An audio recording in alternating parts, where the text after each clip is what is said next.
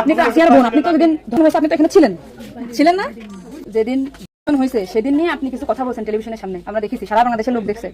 তো আপনি বলছেন, একবার বলতেছেন যে আমি ওয়াশরুমে গেছিলাম এই সুযোগে, আপনি আরেকবার বলতেছেন যে রুম থেকে বের করে। তো আসলে এখন হিটু শেখের অবস্থাটা, হিটু শেখ তো বর্তমানে তার মাগুরা থেকে যে রায় দেওয়া হয়েছে, সে ফাঁসির রায় সে দণ্ডিত হয়েছে। পাশাপাশি সে আপিল করেছে, হাইকোর্ট পর্যন্ত আপিল সে করেছে। তো এখনও সেই একই অবস্থায় ঝোলাধোলা অবস্থায় আছে। এই হচ্ছে হিটু শেখের বর্তমান অবস্থায়, সে কারাগারে প্রশাসনের অন্তর্ভুক্ত আছে। তো হিটু শেখের যে অন্যান্য পরিবার, তার মায়ের অবস্থাটা যদি একটু বলতেন। হিটু শেখের মার সম্পর্কে কথা বলতে গেলে এখানে হিটু যদি আমরা মাইনাস করি, আপনার প্রশ্নের ক্ষেত্রে হিটু যদি আমরা মাইনাস করি, সেখানে শব্দ কিন্তু দাঁড়াচ্ছে মা। তো মার বিষয়ে কথা বলতে গেলে তো অনেক কিছু বলা যায়। তো আমি আপনার প্রশ্নেই ফিরি, হিটু শেখের মা, সেটা হচ্ছে তার বয়স অনেক, তার বয়স যেহেতু অনেক, সেক্ষেত্রে সামাজিক কায়দায় যে বিচারগুলো তার উপরে করা হয়েছে, এটা মানবিক দৃষ্টিকোণ থেকে আমি মনে করি একটু কোলটানাই হয়েছে। কেননা কারণ তার বয়স কিন্তু 70 প্লাস হবে কিংবা 70-এর কাছাকাছি এরকম হবে। তো আজকে একটা ছেলে বা মায়ের সন্তান যদি ভুল করে, তার প্রায়শ্চিত্ত কিন্তু মায়ের উপরে বা বাবার উপরে আসে না। তাই যদি হতো, আইনে কিন্তু কোথাও এটা নাই যে সন্তান অন্যায় করেছে এই রেশ কিন্তু টানতে হবে তার মা অথবা তার গার্জিয়ানদের, এরকমের কোনো আইন বলে না, আইনি কিন্তু এরকমের কিছু নাই। কিন্তু আমাদের সামাজিক প্রেক্ষাপটে যে ঘটনা ঘটেছে, আসলে হিটু শেখের ভূমিহীন করে দেওয়া হয়েছে। তারপরে বা পাশাপাশি হিটু শেখের মা কিন্তু এখন খুবই দুর্গত অবস্থায় তার জীবন কাটতেছে। একবেলা খাবার জোটে তো আর একবেলা জোটে না, এই পরিবেশে সে আছে। তো দেখা যাচ্ছে একজনের কাছে খাবার চাচ্ছে, অনেকেই দিচ্ছে আবার দিচ্ছে না, দিলে দেখা যাচ্ছে এক মুঠ খাবারের সাথে অনেক কথাও কিন্তু বলে দিচ্ছে।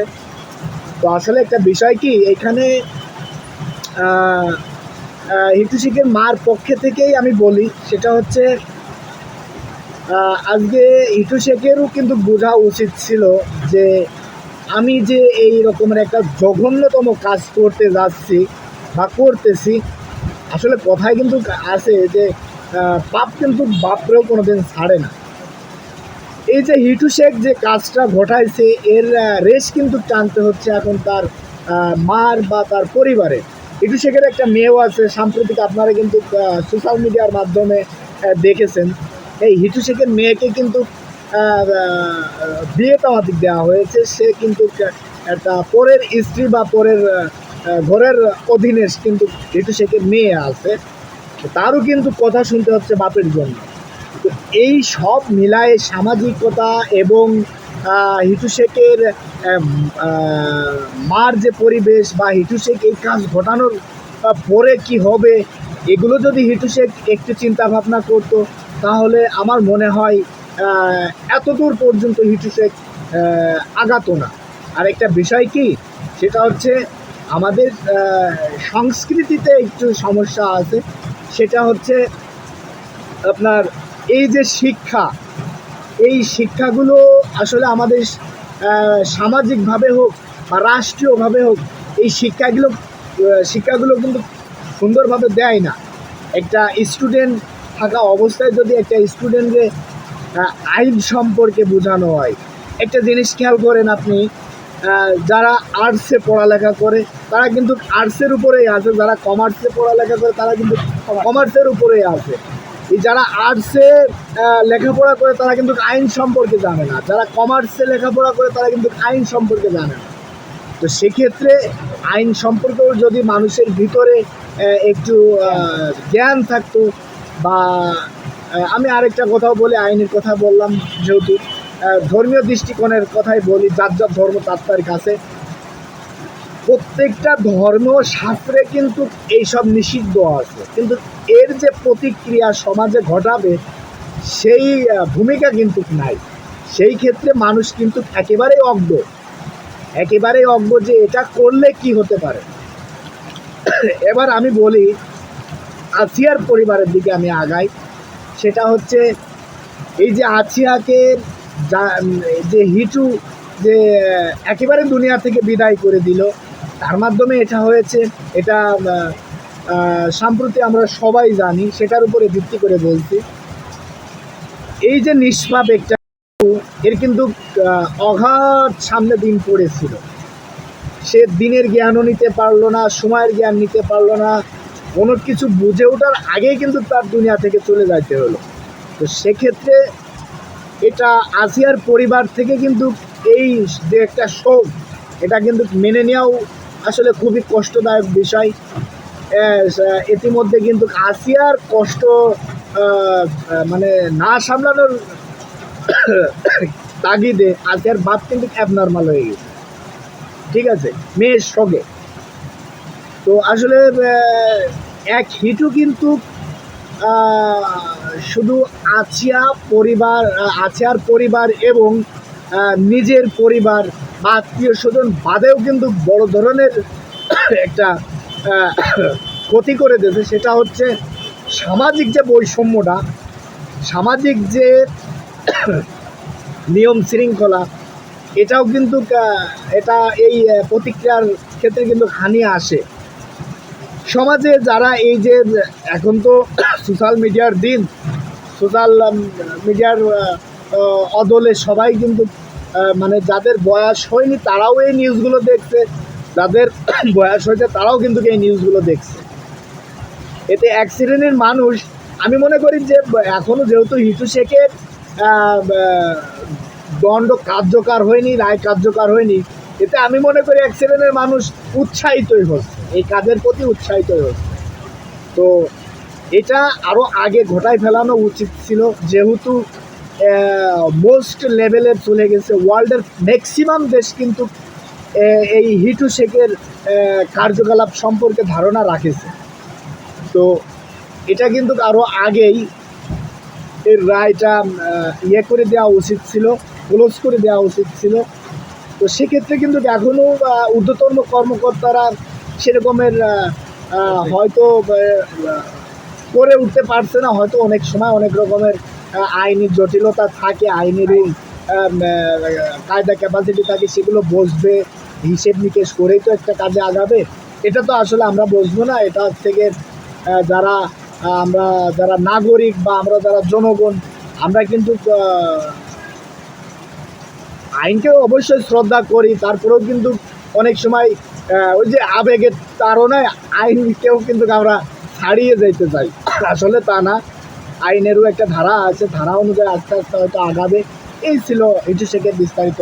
এখন হিটু শেখ যে কাজটি করেছে, এখন একজনের পাপ আরেকজনের উপরে নেওয়া, এই যে ঘর বাড়ি, সে হিটু শেখের মা সেখানে থাকতো, কিন্তু করলো হিটু শেখ, কিন্তু তার ঘর বাড়ি যে সাধারণ জনগণ ক্ষিপ্ত হয়ে ধ্বংস করে দিলে, একেবারে মাটির সঙ্গে মিশিয়ে দিল।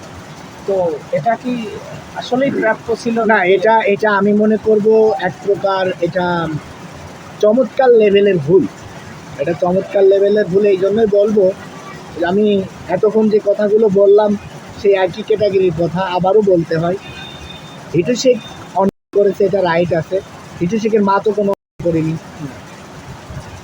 যদিও আমরা আগবায় বলবো যে না, হিটু শেখের মা হিটু শেখকে প্রকৃত শিক্ষা দিতে পারেন, এটা আমাদের আবেগের কথা। খাতা কলমে বই পত্রে আইনে আপনি এগুলো পাবেন না, এটা সম্পূর্ণ আমাদের আবেগের কথা। বাস্তব এটাই যে হিটু অন্যায় করেছে, হিটু শেখ করেছে, এখানে হিটু শেখের মার কি দোষ? হিটু শেখের মার কি দোষ আছে? এখানে হিটু শেখের মার কিন্তু তেমন দোষ নাই।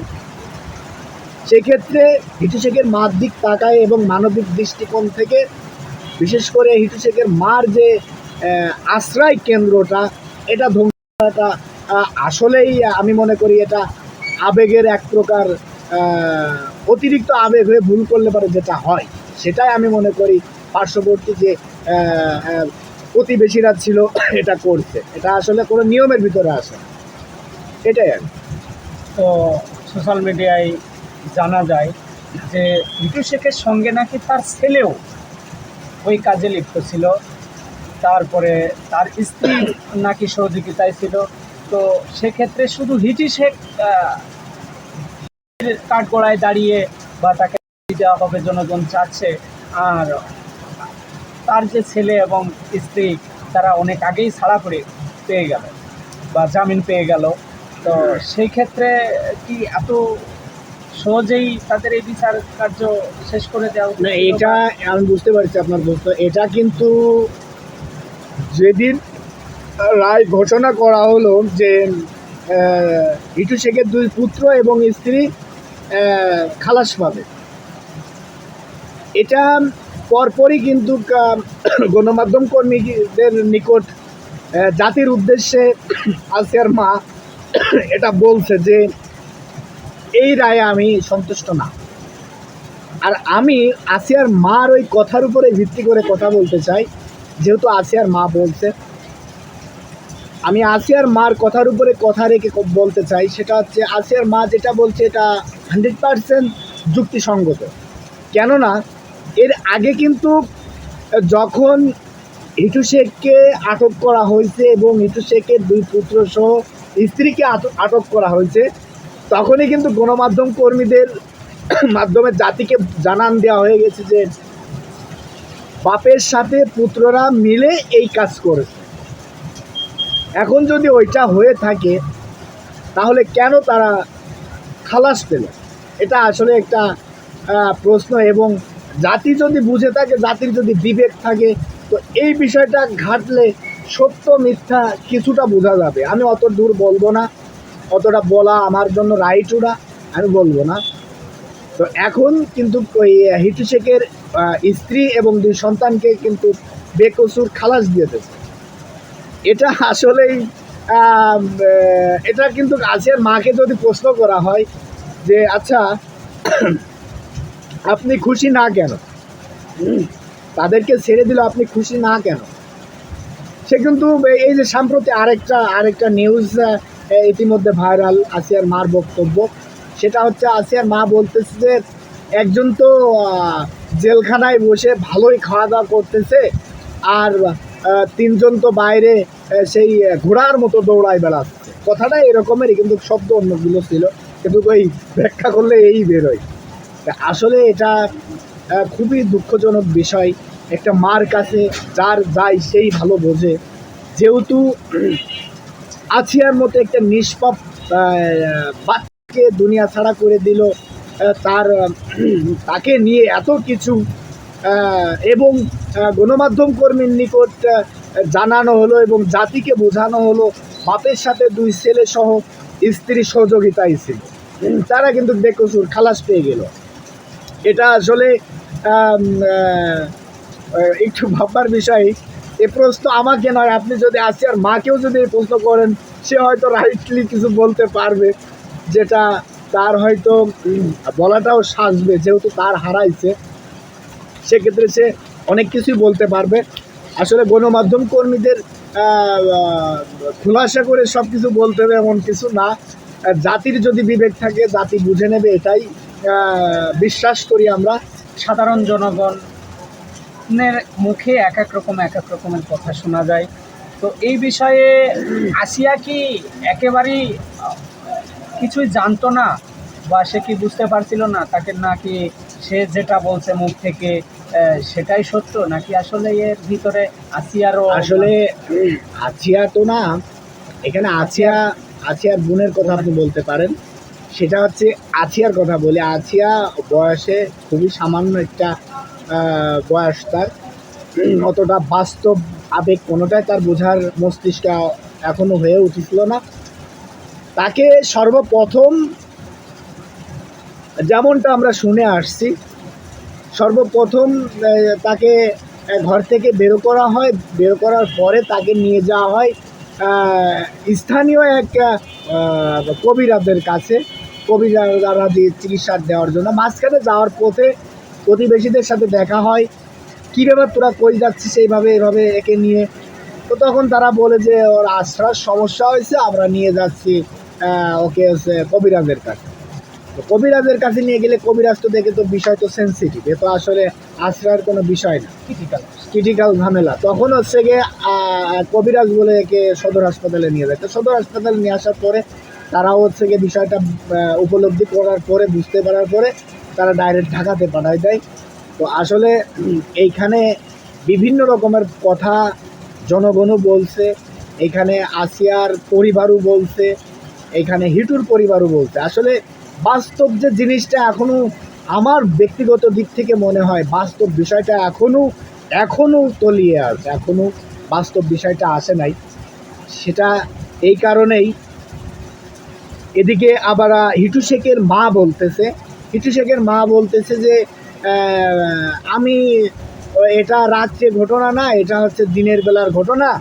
আমি হচ্ছে গিয়ে নিজ হাতে আমি হচ্ছে গিয়ে আলু ভাজি করলাম, ডিম ভাজি করে, বাড়িতে কেউ নেই, আমার ছেলেরা, আমার নাতিপুতিরা সবাই কাজের দিকে চলে গেছে, বাড়িতে আমি, আসিয়া আর হামিদা হচ্ছে আসিয়ার বড় বোন, এই হচ্ছে গিয়ে আমরা রয়েছি। তো আমি হচ্ছে গিয়ে ওই ডিম ভাজি করলাম, আলু ভাজি করে গরম ভাত দুজনকে খাইয়ে দিয়ে আমি নিজে খায়ে আমি শহরে আইছি কারেন্ট বিল দেওয়ার জন্য। আমি কারেন্ট বিল দিয়ে যাই, দেখি এই অবস্থা। তো আসলে আমি আবারও বলি, বিষয়টা বাস্তব যেটা আমার ব্যক্তিগত দিক থেকে মনে হয় এখনও তলিয়ে আছে, এটা এখনও ওঠে নাই। তবে এইখানে আইন শৃঙ্খলা বাহিনী যথেষ্ট পরিমাণ ভূমিকা আসিয়ার কারণে রাখছে, আসিয়ার এই মামলাকে কেন্দ্র করে রাখছে। তো আমি মনে করি এখানে আরেকটু যদি আসিয়া মামলাকে কেন্দ্র করে যদি আইন শৃঙ্খলা বাহিনী যদি আরেকটু চৌকস হয়, আমার মনে হয় বাস্তব বিষয়টা, অরিজিনাল যে বিষয়টা, এটা জাতির সামনে উন্মোচন হবে। এখানে হিটু শেখ যে নির্দোষ আমি সেটা বলতেছি না, হিটু শেখের পরিবার যে নির্দোষ আমি সেটাও বলতেছি না। আবার আমি একেবারে বলতেছি না যে হামিদা অর্থাৎ আসিয়ার বোন হামিদা এই কাজের সাথে জড়িত থাকলেও থাকতে পারে, আমি সেটাও বলছি না। তবে আমি বলতে চাই, আমি আমার অবস্থান থেকে, সেটা হচ্ছে আইন শৃঙ্খলা বাহিনীর আরেকটু যদি চৌকস হয়, হয়তো বাস্তব জিনিসটা জাতি দেখলেও দেখতে পারে। এই ছিল বিষয়। আসিয়া যখন ধর্ষণ হয়েছে, সেটা রাতে হোক বা সকালে হোক, যে কোনো একটা টাইমে হয়েছে, বা তার সাথে অন্য কোনো দুর্ঘটনা ঘটলেও ঘটেছে। তো এখন একটা পরিবারের সবাই যখন 5টা সদস্য থাকে, তখন একটা কাজ যখন ঘটে, তখন সবাইকে কি বেহুশ করে কাজটা ঘটেছিল? তাহলে তখন হামিদা কোথায় ছিল, কীভাবে ছিল? যদি সকালে ঘটে থাকে কিংবা রাত্রে ঘটেছিল, রাত্রেই ঘটে থাকে, তাহলে হামিদা কি করেছিল? তখন হামিদা কি কিছুই বুঝতে পারেনি, নাকি হামিদাকে অন্য কোনো না? ইতিমধ্যে কিন্তু হামিদার এই বিষয়টাকে পর্যবেক্ষণ বা উপলব্ধি করতে পারছে গণমাধ্যম কর্মীরা। হামিদার এই সাম্প্রতি আমিও একটা ভিডিও দেখলাম যে হামিদা দেখা যাচ্ছে এক সাংবাদিককে একরকম বলছে, আইন শৃঙ্খলা বাহিনীকে আরেক রকম বলছে, এদিকে আর এক সাংবাদিক ঢুকছে, তাকে আরেক রকমের জবানবন্দি দিয়েছে। তো আসলে হামিদার কয়েক জায়গা কথা কাজে আসলে অনেকটাই মিল নাই। তো সেক্ষেত্রে অনেক গণমাধ্যম কর্মীরাও কিন্তু বলছে যে আপনি যদি এইভাবে আপনার দিকে চেয়ে আছে বাংলাদেশ সহ ওয়ার্ল্ডের ম্যাক্সিমাম দেশ, আর আপনি যদি এই রকমের 6-9 কথা বলেন, তো আসলে আমরা তো বিভ্রান্তির ভিতরে পড়ে যাব। তো আপনি যেটা বলবেন অথেন্টিক বলবেন এবং এক কথার উপরে থাকবেন। আপনি 6-9 করলে তো আমরা আসলে আসিয়ার যে বিচার বা আসিয়ার যে প্রাপ্য বিচার, এটা কিন্তু আসিয়া পাবে না। তো এখানে আপনার অনেক বড় ভূমিকা আছে, আপনি যেটা বলবেন সেটা বুঝে শুনে বলবেন এবং এক কথার উপর থাকবেন। এটা বিভিন্ন গণমাধ্যম কর্মীরাই তখনই তাৎক্ষণিকভাবে তাকে আর কি বলছে যে আপনার কথা কাজে মিল হচ্ছে না। তো এটাও আসলে একটা প্রশ্ন যে কেন হামিদা 6-9 করে কথা বলতেছে, এটাও একটা প্রশ্ন। এই জন্য আমি মনে করি হামিদাকেও আইনের ভিতরে নিয়ে আসে, সুন্দরভাবে দরকার হয় তাকে সম্মানের সাথেই বাস্তব যেটা সেটা তার ভিতর থেকে বেরো করা উচিত। এটা অধিকাংশ মানে 100 জনের ভিতরে 70% মানুষই চাচ্ছে যে না, এটা হামিদাকেও আইনের মাধ্যমে নিয়ে এসে বাস্তব যেটা সেটা বেরো করা হোক। ফাঁসি যদি হতে হয় হিটু শেখের হোক, ফাঁসি যদি হতে হয় হিটু শেখের ছেলের হোক, 14 গোষ্ঠীর ফাঁসি হোক, কিন্তু বাস্তব যেটা সেটা আমরা জানতে চাই। এটা জাতির আবদার। সেক্ষেত্রে আইন শৃঙ্খলা বাহিনী যদি একটু চৌকস হয়, আমি মনে করি জাতির এই আবদারটা পূরণ হলেও হতে পারে, এই আর কি বিষয়টা। আসিয়ার এবং আসিয়ার পরিবার এবং হিটু শেখের সম্পর্কে বিস্তারিত জানলাম এবং বুঝলাম। আপনারাও শুনলেন, আপনারাও বুঝলেন। তো আপনাদের কাছে মেহেদী ভাইয়ের কথাগুলো কেমন যুক্তিসঙ্গত সেগুলো একটু কমেন্ট করে জানাবেন এবং ভালো লাগলে আমাদের সাথে থাকবেন। বরাবর আমাদের চ্যানেলে যদি সাবস্ক্রাইব না থাকে তাহলে সাবস্ক্রাইব করে থাকবেন। সব